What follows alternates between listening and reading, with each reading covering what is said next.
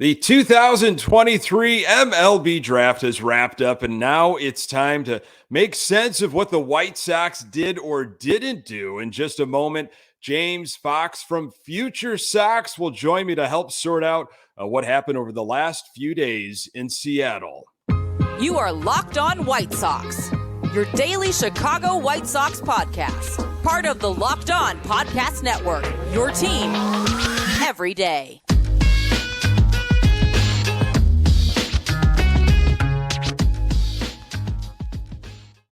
Hey, Sox fans, welcome back to Locked On White Sox. Thank you for making Locked On White Sox your first listen each and every day. We're free and available on all platforms. Follow us on Twitter at Locked On Sox. Also, subscribe to our YouTube channel. Just search Locked On White Sox.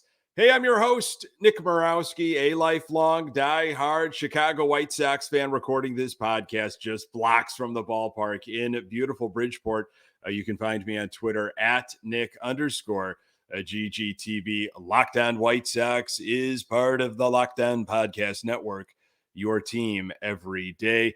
After the break, our White Sox will head to Atlanta to take on the Braves. Catch every pitch of the White Sox hometown broadcast with Sirius XM on the SXM app. Search White Sox. James Fox from Future Sox joins the podcast to try to make some sort of sense of what the White Sox did in the recent MLB draft. James, welcome back to Locked On Sox. Hey, Nick, what's up, man? Thanks for having me. Thanks for joining us. You have got to be gassed, a busy 3 days, a lot going on with our Chicago White Sox.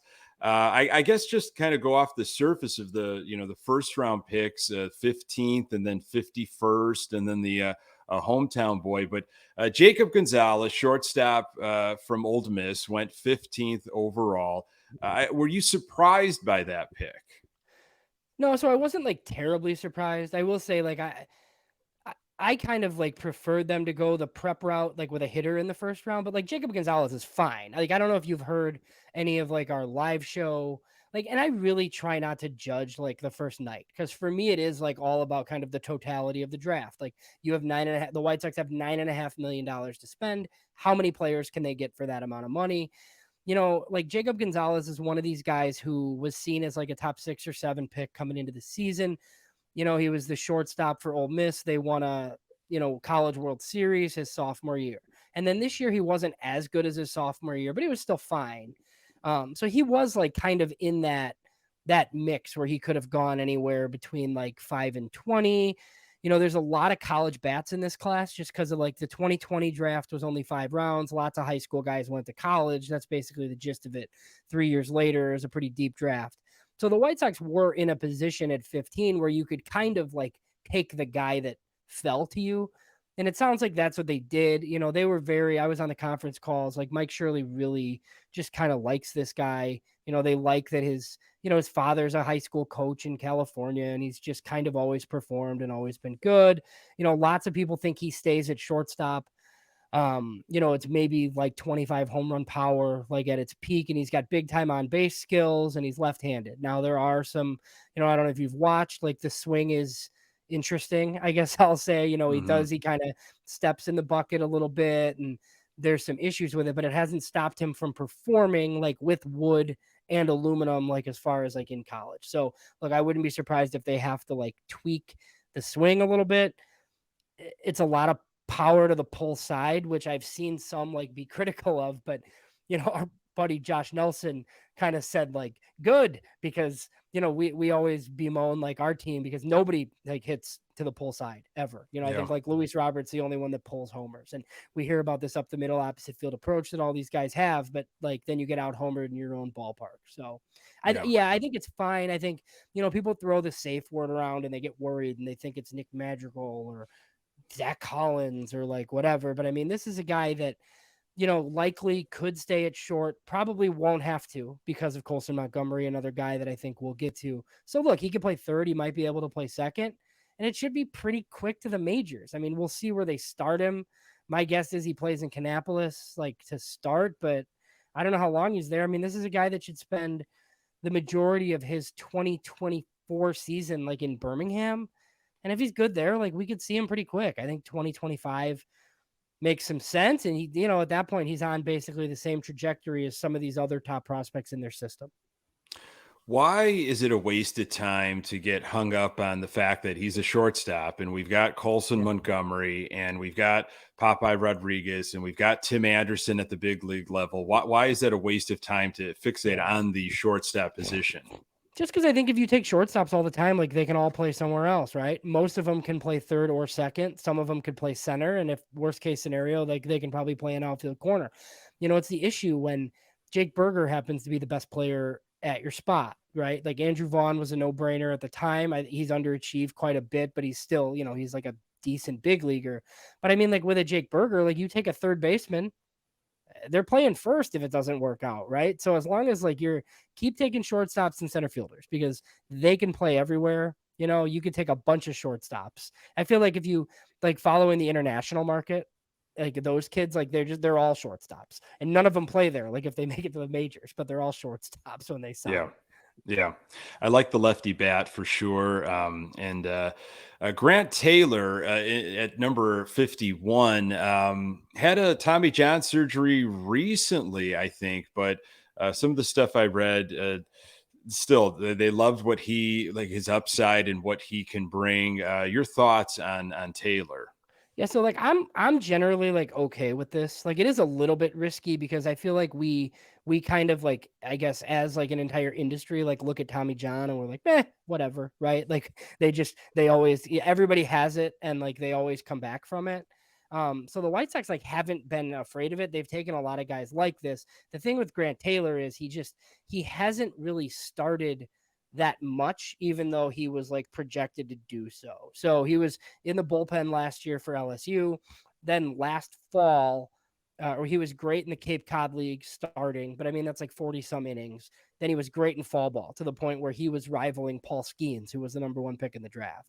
Like this guy's nasty. He was, there was a lot of people who thought Grant Taylor was going to be like a top 25 pick this year. And then he blew out in February. So, you look at draft grades, like Baseball America had him at 80 and MLB Pipeline, I think, had him, like 102, like stuff like that. So like, that's not false, but the White Sox obviously like think he's better than that and they're fine waiting. He's not going to pitch this year. We'll see how many innings he can get next year.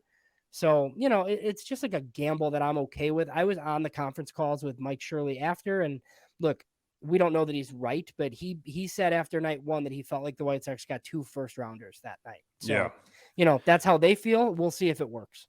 Yeah, I read that in a Lamont Pope article in the Chicago Tribune. Speaking of local stuff, Downers Grove North, help me with the last name. Walcow, is it George Walcow? Yeah, George Walcow. Yeah, from Downers Grove North. So local boy. What do you make of this guy? So very interesting. He's like a kid that we heard a lot about. So he's 17. Like he's not going to be 18 until January. So he reclassified into this class. He was going to be one of the top prep players in the area for next year's draft class. He reclassified, graduated high school early, got into this class. There are issues. It's lots of swing and miss. The swing can get long, but it's massive, like raw power. And this guy is like 6'7", 240 already. The White Sox are going to send him out as an outfielder. I'm guessing this bonus is like it's over $1 million for sure, probably like 1.2. He had a commitment to South Carolina, but look, he clearly wanted to turn pro. I don't know if, the White Sox had some other targets that maybe they missed on, but they had some money laying around. And the way the story goes, like, the area scout, JJ Lally, same guy who was basically credited with Noah Schultz last year, called up and he's like, look, this is what we have. This is what we can do. Like, we're willing to do it. And the kid and his advice, the kid basically took it. So yeah, this is an interesting one. I mean, this is like where the baseball draft is weird because he's a 7th rounder, but he's one of their top 4 picks for sure. Like if you took this guy in the 2nd round, nobody would have like batted an eye. It would have been, oh, okay. And then you push some of these other guys down further. And then it's, you know what I mean? It's not the NFL draft. That's why I always look at the totality of the picks. And over the next couple weeks here, I'll tweet out the bonus amounts. And I usually like to stack the class by how much they're paying each guy. That's a better reference than what round guys were taken in. This one's exciting. But he's going to Arizona. He's probably a 2-year rookie ball guy. So he'll be in their top 30 prospect list somewhere, probably in the middle of it, like in that 10 to 20 range. But this is a guy that's going to take quite a while, obviously.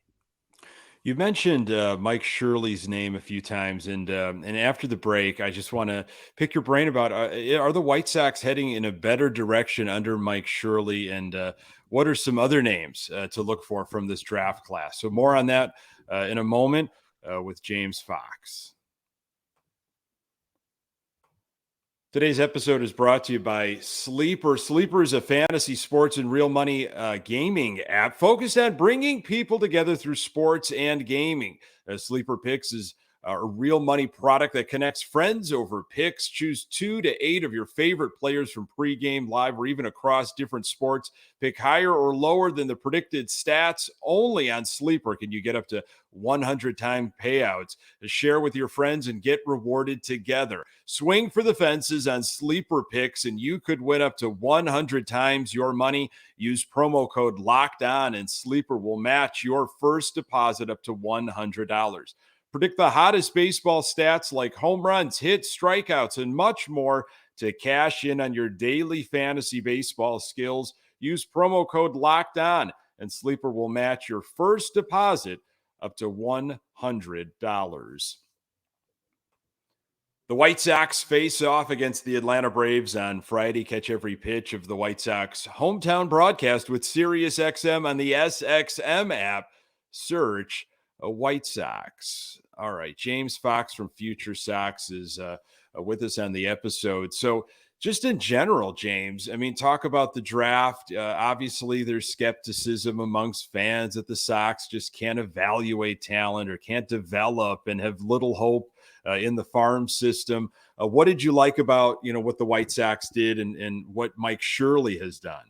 Well, so like this draft specifically, like I kind of said I wanted him to take college pitching. They did it last year too. Mike Shirley isn't afraid to take high school players. I've often written about it. It's like one of the core things that he's done. It's like a big change.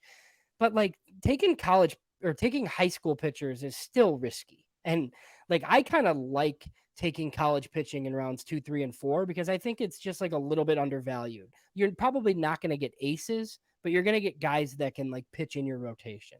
So I just like think, and it is a little bit safer. That's where like I'm totally fine like taking a plunge on like a high school guy in the first round.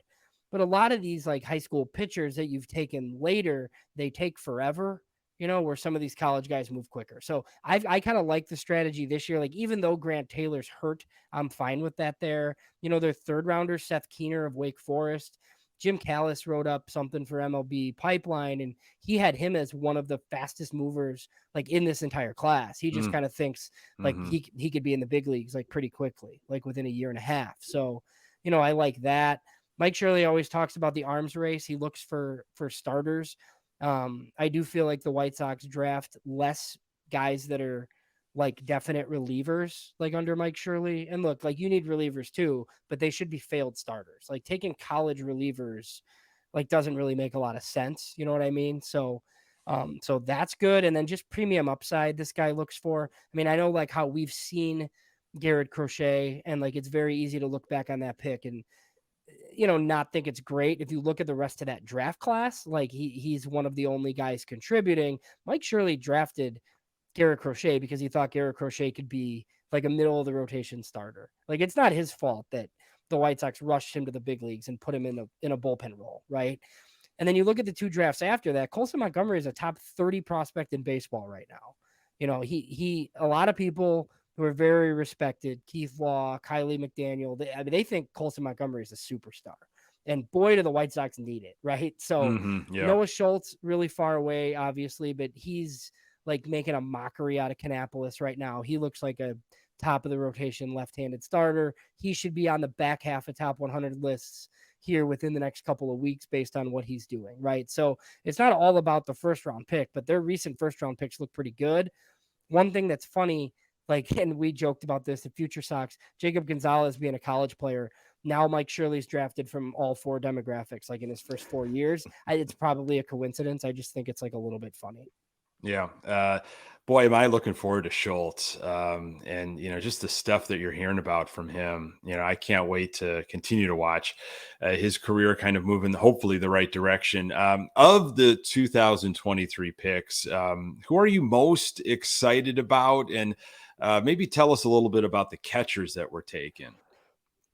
Yeah, so I mentioned that I liked that Seth Keener pick in round 3 just because I think it's a quick moving college guy. The White Sox have no pitching depth. Look, obviously, I don't know if it's going to be next year, but you add enough guys where, it can't be the way it is at Charlotte right now forever, where you just have no, you have to pick up Tuki Toussaint's basically, right? You should have some of your own guys. So that one, and then I kind of consider the 5th rounder, Christian Opor. I kind of consider him a high school guy.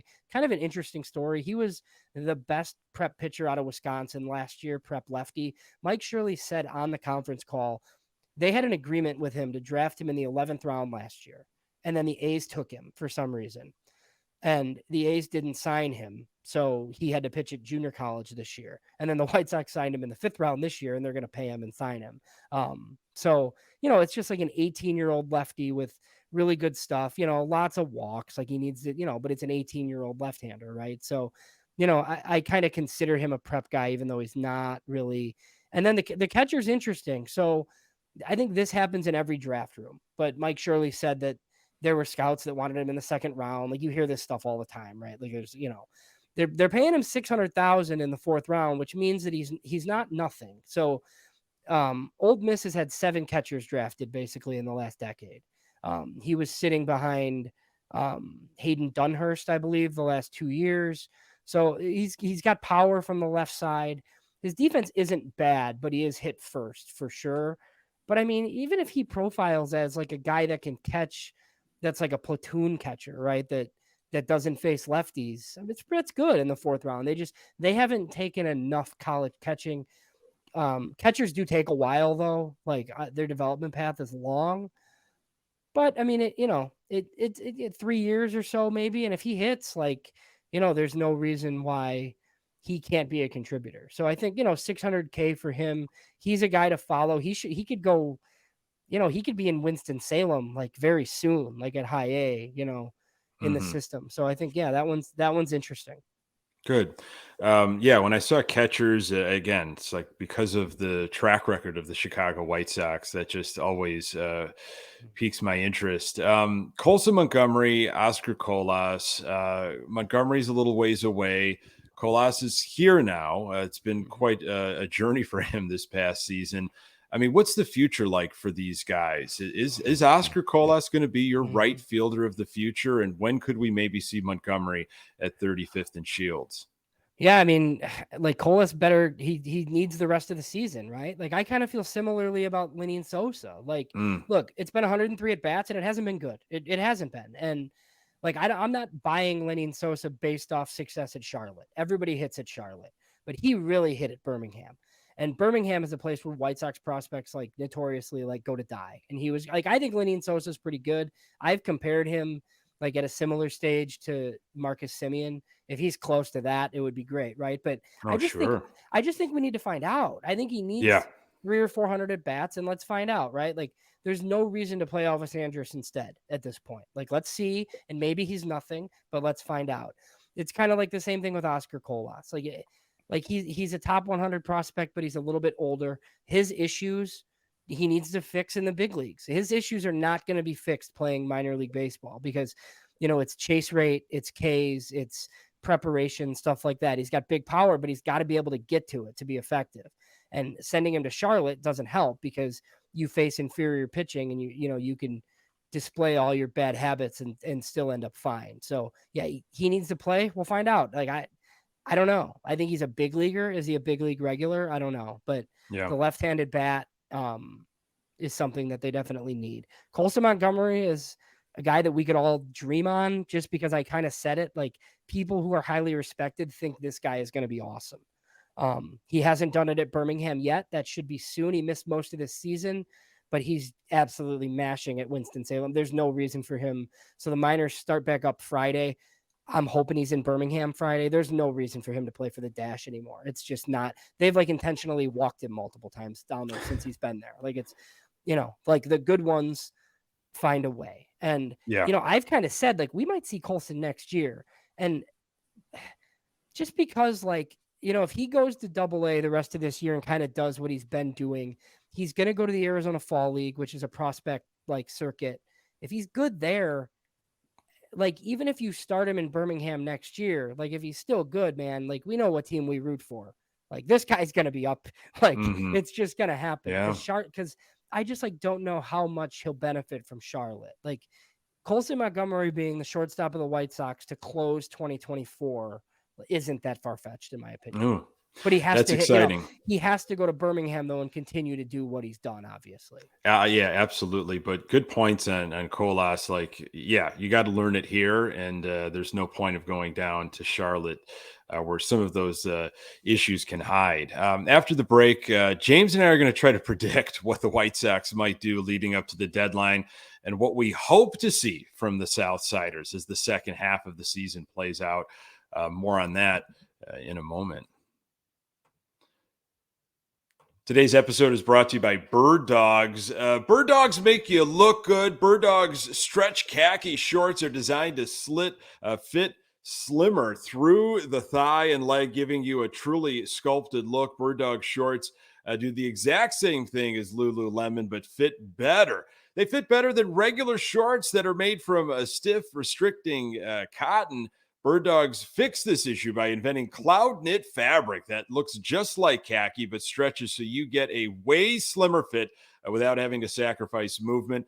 Bird Dogs uses anti-stink sweat wicking fabric that keeps you cool and dry all day long. I wear these shorts quite often. You do anything you want around the house, doing yard work, come inside. You can go for a run in these things if you want. They are truly some of the most comfortable shorts you will own. Go to birddogs.com/LockedOnMLB or enter promo code LockedOnMLB for a free Yeti-style tumbler with your order. You won't want to take your Bird Dogs off. We promise you. All right, talking with James Fox of Future Sox. We went over the MLB Draft, and there's so much more. And please make sure you're following James Fox, and he'll promote everything towards the end of this. And Future Sox, they do such a fabulous job with everything. But we'll talk a little big league club right now as the Sox are going to get back into action, and it's been an absolute disappointment. And the Sox have some real decisions to make, some serious decisions. And there's 15 games before the trade deadline. And I really believe that a lot of those decisions have been pretty much made already. Now it's just getting down to the brass tacks of it all and the details of different plans, perhaps. James, what direction do you see the Sox going in with regards to personnel decisions as the deadline approaches? Yeah, I mean, I just think it's like evident by now, like that they're definitely selling. I think it just depends, like how much are they selling? Like I don't know that. Like I don't have that answer.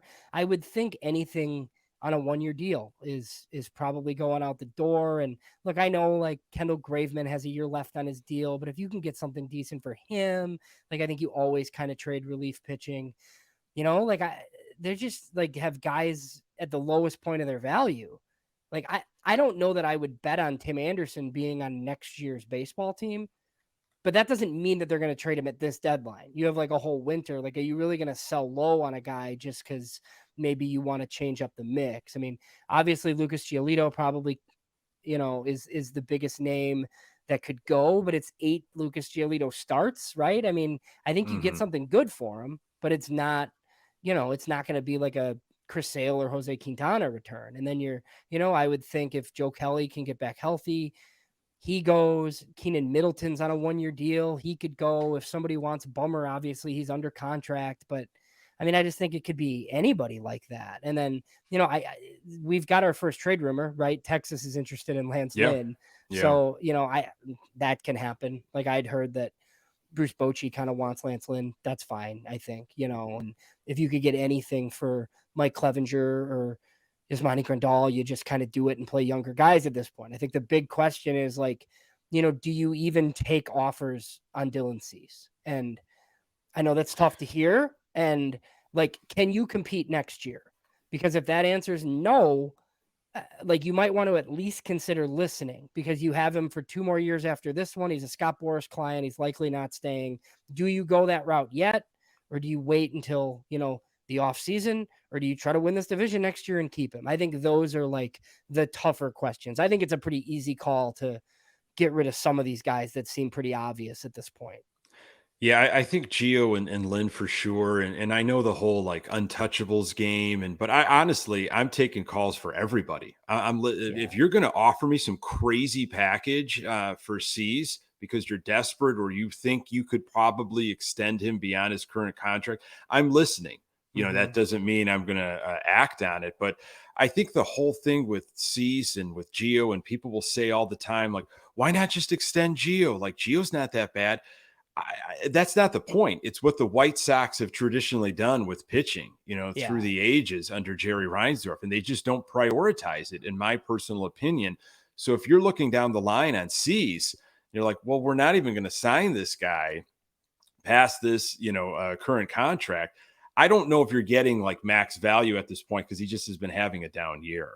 Well, so the problem I have is like the typical White Sox move is you keep him, through next year, you win 75 games again, then you trade him at that point. You don't get anywhere near as much as you might get right now, right? The one positive is that there's not a bunch of sellers. Like there's really not. Like you could be the biggest seller, right? You could have the most to offer other teams. Like, so are you willing to capitalize on that? And it's interesting you mentioned Giolito. Like I would honestly consider, like, if you can lock up Giolito like at an affordable price, like he wants to stay, like I would sign Giolito and consider trading Cease, just because like Giolito's not better than Cease. Like he's not, but like Cease isn't going to be here long term. And I just don't know what next year looks like. I don't like, they need a lot of pitching. They need to spend money. Like how much money are they going to spend? Because, you have to feel the team. I don't know. It's going to be interesting. Like they're going to be in the news a ton. You do a show every day. I feel like you're going to be doing a lot of trade shows, or at least a lot of like trade rumor shows, because that's basically what it is at this point. Yeah, it's already kind of started, and you can really go down some rabbit holes if you want to search for the articles. And Cincinnati Reds and the LA Dodgers are hurting for some pitching. Baltimore is like, whoa, we have an opportunity here. What could we potentially add? What do they have that they can play ball with the Sox? I mean, Baltimore's got a great farm system, right? Like, Yeah. what are they gonna? Yeah, What are they going to give up? And is anything of us really value to them in what they need? But yeah, it's going to be. I just don't think anything coming out of the gates. And again, you've got Atlanta for the first 3. Nothing's going to really change my mind. Even if they go like 10 of 15, I feel like some of the decisions already have been made. Yeah, I think they've decided. And like I feel like at this point, like what Cleveland, like if Cleveland plays 500 the rest of the way, like they're going to win the division easily, it seems like, right? Like you have to play so far like above what you've shown that you can play. Like if you told me that everybody could start at 0, like I might take the White Sox, I might, Yeah. because, Yeah. but it doesn't work that way. Like you've Yep. dug yourself this hole that you're like, they've been basically 500 since then, which would have them in the division race, but you Yeah. started 7-20, you can't do it. And, those games, I always say, man, those games count just as much as the other ones. I got lots of buddies that are like, oh, it's early. Yeah, but the losses still count, man. Like, and Pedro Grifol even said it. Like, you can definitely lose a division in April, and I think they did. And it's going to lead them down the path of selling. And look, Rick Hahn never says anything, but he seems resigned to, the fate that they're going to be moving pieces, I think, here pretty shortly. Yeah, there's just been a lot of smoke, especially around Giolito. So, yeah, unfortunately, I think that's what we're going to be watching more than the absolute play. And then once football starts, obviously, it's going to turn all attention to the Chicago Bears, which it usually is normally. And the White Sox will be just an afterthought, except for the diehards, for the people that still want to bash their head against the wall and talk about them regularly. James, absolute pleasure, buddy. You bring so much to this podcast. You're a wealth of knowledge. Please promote where we can find you and all the great work you do. Yeah, so just, on Twitter, it's there if you're watching on YouTube at James Fox 917. And then I'm over at Future Sox. We've, been partners with Sox Machine here for a good bit, like 2 years with Jim and Josh and everybody else over there. It's been great. So, me and Mike Rankin do the podcast every week. We usually drop on Tuesdays, but we've had some extra shows just with the draft and draft guests and stuff too. And, we've added a second podcast with Elijah Evans where they do more like about like the minors games and stuff like that, where me and Mike are pretty guest intensive. So yep, that's where those are my outlets. So thanks, Nick. Awesome. Thanks for having me, man. Yeah, absolutely. Thank you so much, James. Really appreciate it, buddy. Folks, thank you so very much for making this podcast part of your daily routine. You can find the Locked On White Sox podcast absolutely everywhere you find your podcasts. We're on Twitter at Locked On Sox. You can find me on Twitter at Nick_GGTB. Don't forget to subscribe to our YouTube channel. Any questions, comments you have, get them in for a future mailbag episode, lockedonsox@gmail.com. Our White Sox take on the Atlanta Braves in Atlanta. Starting on Friday, catch every pitch of the White Sox hometown broadcast with SiriusXM on the SXM app. Search White Sox. Thanks for making Locked On White Sox your first listen every day. And hey, everydayers, you know who you are. I really appreciate it. On the next episode, we'll get you ready for that White Sox Braves series as the Sox take on the best team in baseball. Appreciate you making time for the Locked On White Sox podcast. I'm Nick Morawski. Until next time, go Sox.